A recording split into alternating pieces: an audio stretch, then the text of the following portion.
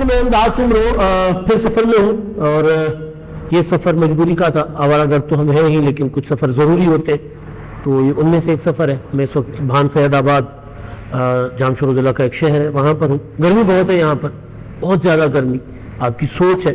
کہ اکتوبر کی 15 تاریخ ہے اور گرمی بہت ہے. اکتوبر کی 15 تاریخ کو دو بڑے واقعات جو خوشخبری میں بھی بدل سکتے ہیں اور جہاں سے لوگوں کی امیدوں پر پانی بھی پھر سکتا ہے، وہ ہونے جا رہے ہیں آج. اور دوسرا، فوج. عمران خان صاحب کے معاملات دوبارہ فوج کی طرف جانے لگے ہیں. احتساب والے معاملات، عام معاملات تو عمران خان صاحب کے 9 مئی والے تو فوج کے حوالے تھے ہی، لیکن اب احتساب کے معاملات بھی خان صاحب کے جانے لگے ہیں فوج کے حوالے کی طرف. ان تینوں معاملات پر بات کریں گے، اور بات کرنے سے پہلے گزارش اپنے ان دیکھنے والوں سے جنہوں نے ابھی تک میرا چینل سبسکرائب نہیں کیا، وہ میرا چینل سبسکرائب کریں برائے مہربانی. اور اگر ویڈیوز اور میری باتیں ویلاگز پسند آئیں تو کمنٹ بھی کریں اور شیئر بھی کریں. تو جناب، گرمی بہت ہے، لوڈ شیڈنگ بہت ہے، بجلی نہیں ہے اور راتیں ٹھنڈی ہوتی ہیں. سندھ میں یہ کمال ہوتا ہے کہ دن بھر تپتی گرمی ہے، سورج بہت زیادہ تیز ہے.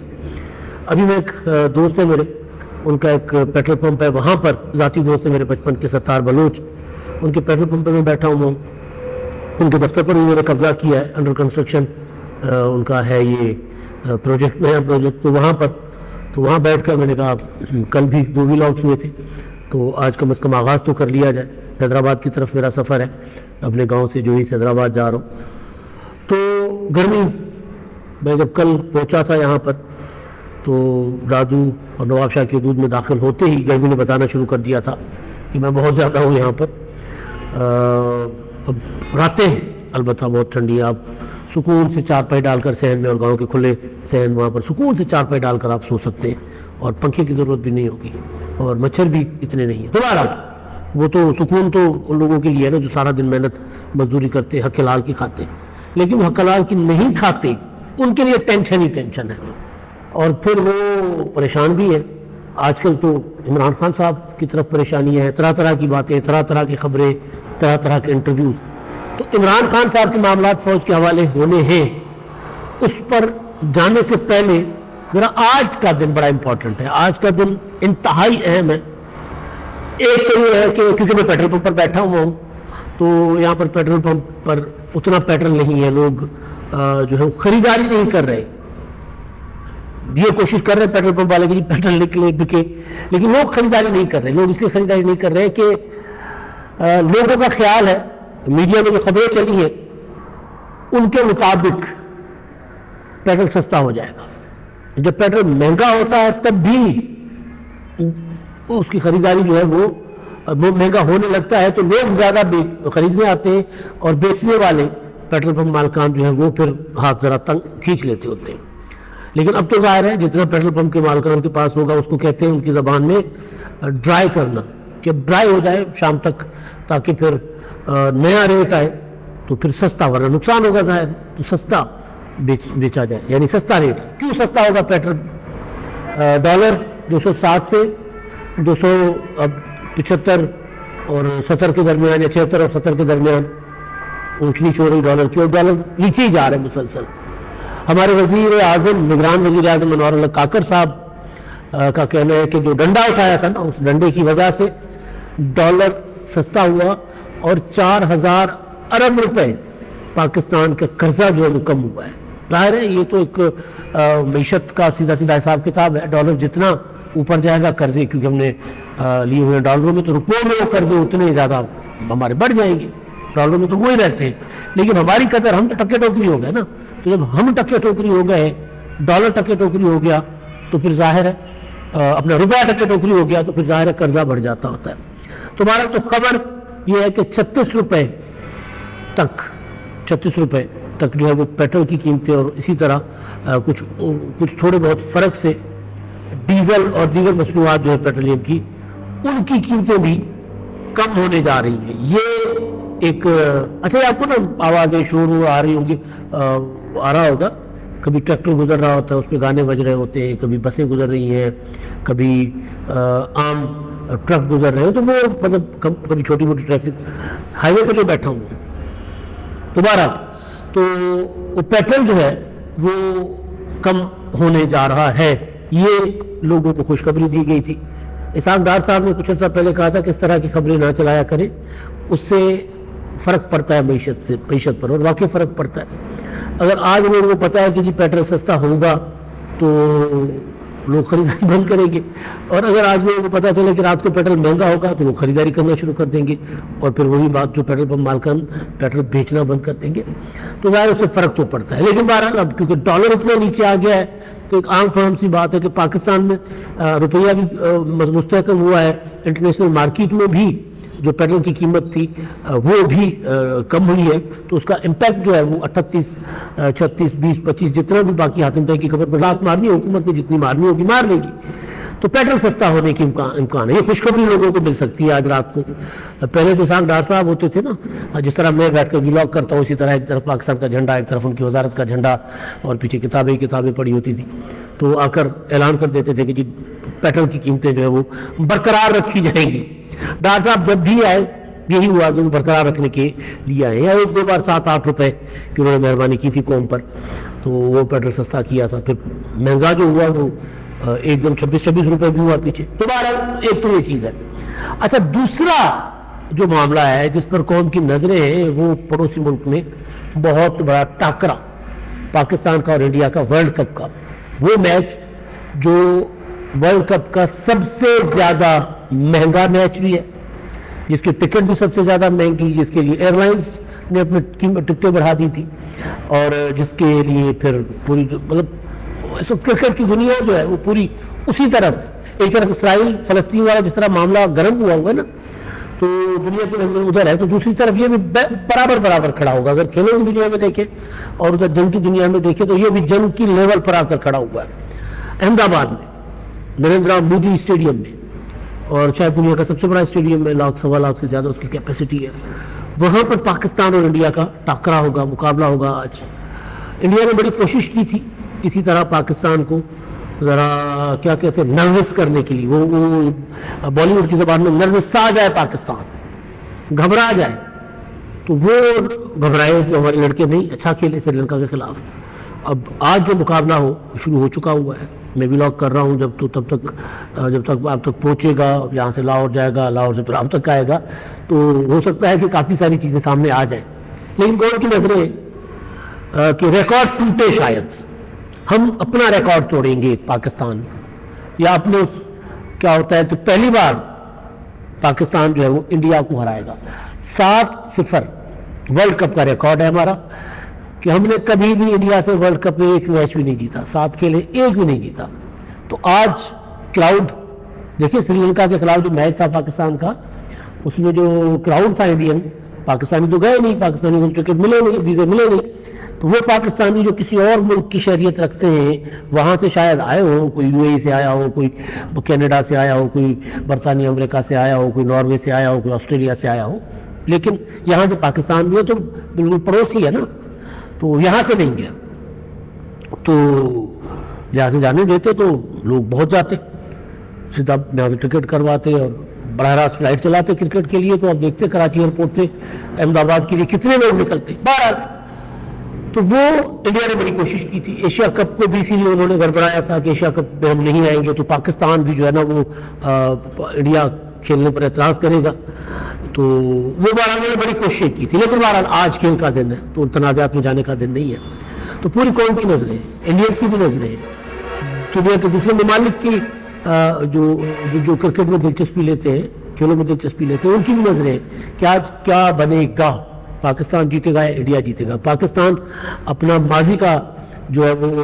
کیا ہوتا ہے شرم و حیا توڑ کر جیتے گا، ہوتا ہے نا کہ جی پہلی باری مطلب جھاکا کھل جائے گا، پاکستان کا جھاکا کھلے گا یا نہیں کھلے گا کہ ہم انڈیا سے بھی ورلڈ کپ میں جیت سکتے ہیں، یہ بیسک چیز ہے نا۔ تو بہرحال تو یہ ہے کہ قوم کی نظریں ادھر ہیں، تو اگر پیٹرول کی قیمتیں کوئی 30-35 روپے 36 روپے 38-40 روپے مہنگی سستی ہو گئی، ظاہر قوم تو بہت خوش ہوگی، بڑا ریلیف ہوگا۔ جس طرح بھی اگر یہاں میں بیٹھا ہوں گرمی میں، لائٹ آ جائے گی اور ایئر کنڈیشن یا پنکھا شنکھا چل جائے گا، جیسے مجھے فوراً ریلیف ملے گا اور میں کہوں گا شکر ہے، تو اسی طرح جب لوگوں کو ریلیف مل جائے گا کہیں گے کہ شکر ہے جی پیٹرول کی قیمتیں کم ہو گئی، تو اس طرح ہوتا ہے۔ تو اس طرح لوگ انتظار کر رہے ہیں، اور اسی طرح لوگ کہیں شکر ہے پاکستان نے جیتا تو، اور پھر آپ جشن دیکھیں گے رات کو، پھر نوجوان جو ہے وہ نکل پڑیں گے، لاہور کی سڑکوں پر نکلیں گے، کراچی کی سڑکوں پر، اسلام آباد کی سڑکوں پر، ہم جیت گئے ہم جیت گئے ہم جیت گئے کے نعرے لگیں گے، اور اگر ہم ہار جائیں گے اللہ نہ کرے تو پھر گالیاں پڑیں گی کھلاڑیوں کو، ظاہر ہے جو کہ محبت کرنے والے یہی کرتے ہیں، یا تو بہت سراخوں پر بٹھاتے یا ٹھوکر مار کے گرا دیتے، تو پھر ٹھوکر مار کر ہم جو پاکستان اور انڈیا والے ہیں، ہم اگر ہماری ٹیم جیتتی ہے تو ہم کندھوں پر بٹھا لیتے ہیں، اور ہارتی ہے تو ایئرپورٹ پر انڈے لے کر کھڑے ہوتے ہیں، تو بہرحال اللہ کرے ہم جیت جائیں گے، اور اگر ہار بھی جائے اور اچھے مارجن سے ہاریں گے، کھیل کر ہاریں گے، تو بھی قوم اس چیز کی قدر کرتی ہے کہ یہ بہت اچھا کھیلے اور اچھا کھیل کر ہارے۔ اچھا جی، اب